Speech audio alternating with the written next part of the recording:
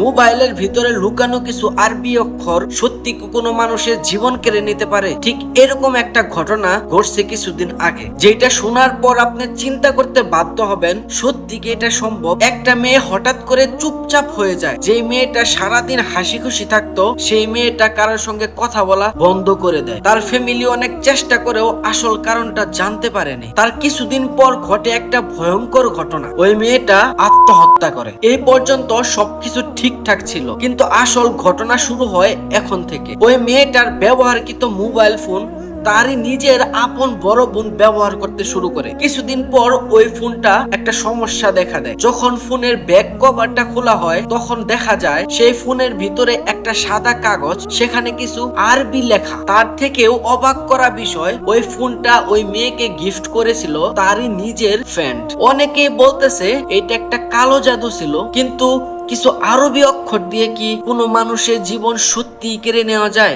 এই প্রশ্ন রইল আপনাদের কাছে।